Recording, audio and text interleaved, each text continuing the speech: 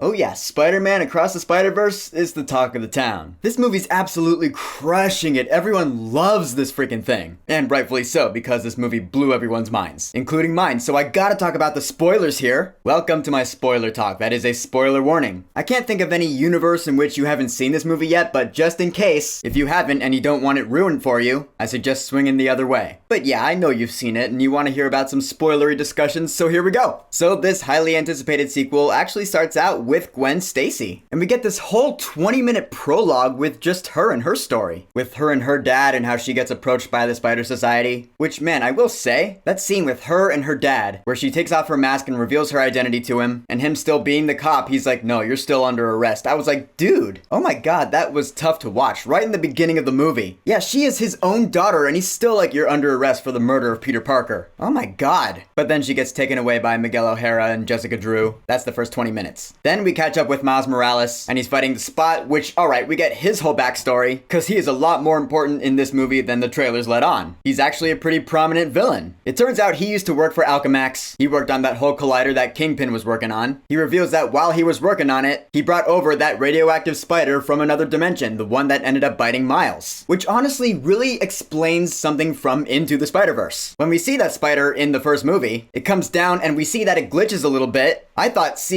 that was their way of showing that the spider is radioactive. Like, oh, see, it's kind of a weird spider. It's glitching a little bit. It's a radioactive spider that's gonna bite Miles and give him his powers. No, now that glitching in the spider shows that it is from another dimension because, as we've seen in both of these movies so far, whenever something from one dimension goes to another, it glitches out. So that spider glitching in Into the Spider-Verse makes so much sense now. That's brilliant. And the Spot also explains how he got his powers. It shows he was there in that final fight with Kingpin and Into the Spider-Verse. And so when the collider blew up, that's how he got his powers. And so now the Spot can travel to any dimension with his portals. Including, I guess this is where I'm gonna start with the Easter eggs. We see Mrs. Chen from the Venom movies, you know, the Venomverse with Venom, Carnage, Morbius. Sony's still trying to make that universe relevant. We see a Lego world with Lego Spider-Man, which we also hear J.K. Simmons voice lines from the original Spider-Man movie. And yeah, that's obviously a reference to the fact that Phil Lord and Chris Miller also wrote those Lego movies.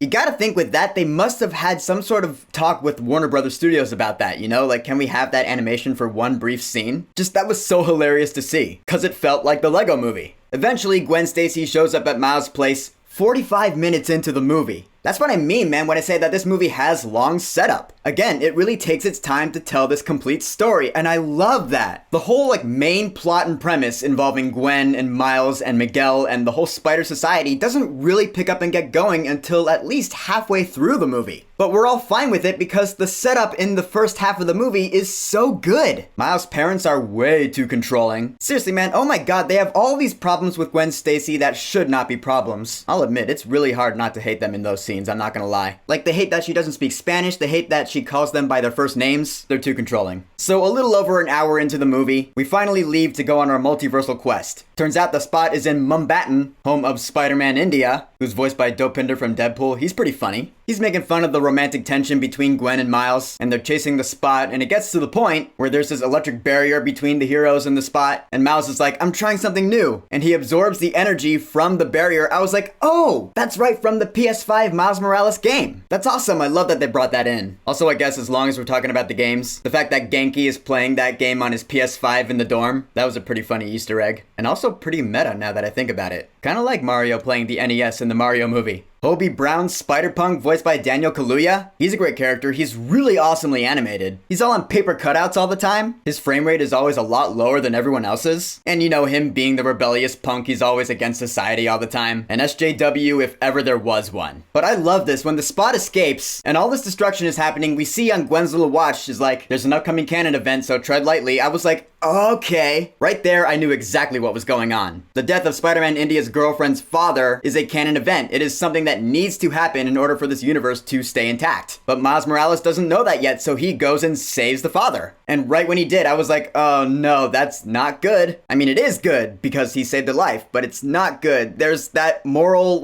conflict that I just love in stories like this. I'll get to that in a minute. Because this is when the Spot becomes all powerful. I was like, oh my goodness. Yeah, he is a really big bad villain now. Turns out these Spider-Verse movies, this one and the next one anyway, they have two big villains. Not just Miguel O'Hara, but also the Spot. And yeah, he is bad news. He's pretty close to becoming like omnipotent, and he wants revenge against Miles Morales for what he did to him. I can't imagine how we're gonna take him down. Eventually, we do make it to the Spider Society where all the Easter eggs are. I'm not gonna cover all of them. Really, the biggest one worth noting is, of course, Donald Glover making a live-action cameo as the Prowler. That was hilarious because we all remember from Spider-Man Homecoming he was in that movie. As the character Aaron Davis, he did mention having a nephew in the city somewhere, but he never became the Prowler. So now we see a variant of him as the Prowler. I thought that was great. That could be him from the MCU, but I kind of doubt it, since Spider-Punk did mention catching him. But as of now, we have not seen that happen yet in the MCU, so yeah, that's why I have my doubts about that. So it's a variant from another universe. Still a great cameo though. And we meet Miguel O'Hara and we get to the explanation of the multiverse. Now, alright, this scene. Right when that projection came up of the multiverse and the branches going out, I was like, I knew it! Because as I'm sure you assessed, that is the same depiction of the multiverse that we know from the MCU. We saw it in Loki Season 1. We saw it in Ant-Man and the Wasp, Quantumania. But there we saw all these different branches going everywhere. In this movie, however, it's just one single branch with,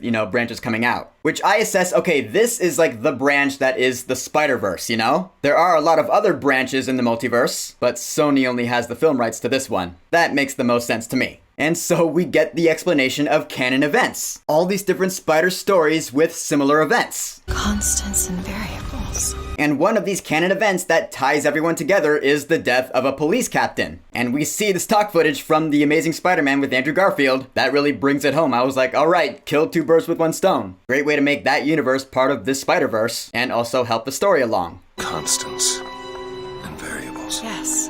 However, though, I do want to stress that does bring up one big continuity error among franchises, I will say. We've established that Andrew Garfield's universe and also Tobey Maguire's universe, they are part of the Spider-Verse, in which, if you are going dimension hopping, you will glitch out if you don't have one of those wristwatch things. But in No Way Home, when Tobey and Andrew and everyone else came over to the MCU, no one was glitching out and no one had a wristwatch thing. Yeah, that could be seen as a continuity error, but I have my own theory about that. Check this out. In a multiverse of infinite possibilities, what if not every universe is dangerous to people from other dimensions? Yeah, it's just that simple. Like, what if the molecular structure of the MCU is similar enough to that of Tobey and Andrew's dimensions that they don't have to glitch out? It's not that dangerous to them. That's the way I'm gonna choose to see it anyway, because I love seeing all of these franchises and continuities under one roof. Infinite possibilities in the Marvel multiverse. I just love that. But then Miles realizes, he's like, wait, my father is about to be named police captain. Is he doomed to die? Oh, when does it happen? And Miguel O'Hara answers in 2 days. So, oh my god. Yeah, Jeff Morales is in fact doomed to die. The Spot's gonna kill him. But then again, I was like, wait, Miles already had his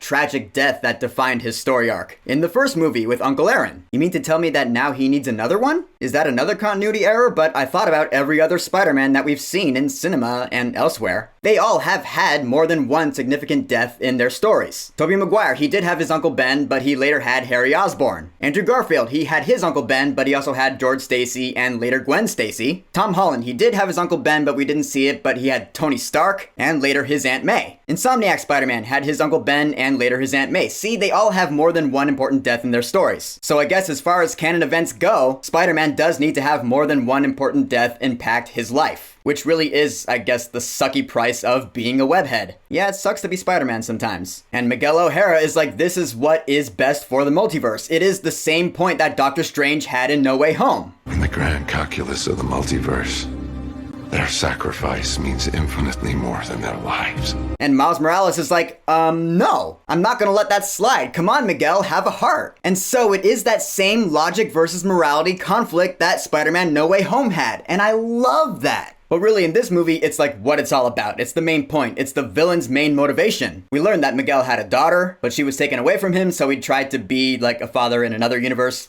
Not unlike Wanda in Multiverse of Madness, just saying. Didn't work out for him though, so now he's really damaged. He is the only Spider-Man who is just no fun. Love that about him though, because that makes him a really interesting character. And so now we're catapulted into this whole chase scene, which really is the big climactic action scene of the movie, which ends with Miguel O'Hara telling Miles that since the spider that bit him was from another dimension, that does technically make him an anomaly. He was never supposed to become Spider-Man. We all know that his universe already did have a Spider-Man, Chris Pine as blonde Peter Parker, but since that spider came from another dimension, it messed everything up, making Miles the original anomaly here. and setting this whole conflict into motion. Honestly, that is the Spot's fault. He caused all this. And since Gwen and Peter B. Parker, Jake Johnson both already knew that, yeah, Miles doesn't trust them anymore. Oh man, that sucks. They're gonna have to rekindle in the next movie. And so Miles finally goes home through that one go-home machine that analyzes his DNA and sends him back to that dimension. Although the dimension he ends up in is not his own dimension, since his DNA from that spider is from another dimension, Earth 42. The dimension Miles is from is Earth 1610. But now Miles is stuck in Earth 42.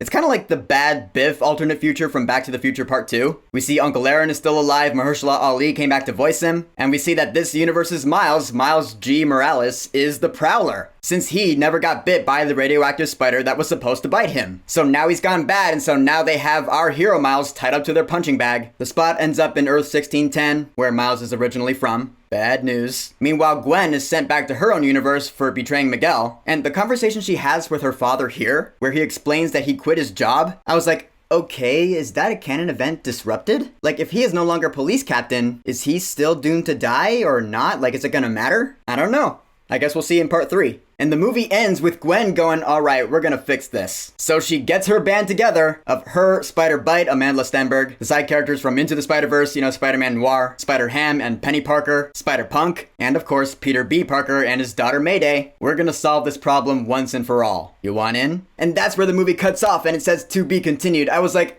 oh my god. Yeah, baby, cliffhanger ending. And then the little mid-credits moment just says Miles Morales will return in Spider-Man Beyond the Spider-Verse. So pumped. But as for right now, in the end, Spider-Man Across the Spider-Verse is a damn near perfect Spider-Man movie, man. And I have made my decision on whether I like this more than No Way Home. The way I see it, Spider-Man No Way Home is a celebration of Spider-Man's cinematic history, which is something that has been in here in my very DNA since 2002. Whereas Across the Spider-Verse is a celebration of Spider-Man in all media, not just movies, but comics, TV shows, video games, all of it. Which is no small feat either. I love all that too, but personally for me, the thing that made me love Spider-Man in the first place was the movies. More so than any of the comics or shows or video games. For me, what I love most in any kind of Spider-Man media is a solid Spider-Man movie. So for me, if I had to pick one among each of these two movies, which are both just some of the best Spider-Man movies ever made, I gotta go with No Way Home. It's just how I am, that's how my brain works. However, like I just said, that does not stop Across the Spider-Verse from also being one of the best, because it freaking is. And now we got ourselves a 9-month wait for the concluding chapter of the trilogy, Spider-Man Beyond the Spider-Verse. Yep, it's coming out next March. And now that movie's gonna be on like everyone's most anticipated movies of next year list. And rightfully so.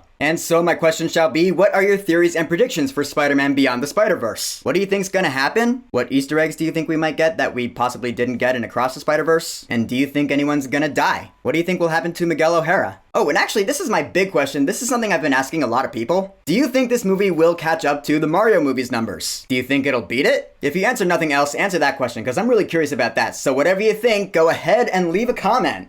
And of course, thank you for subscribing.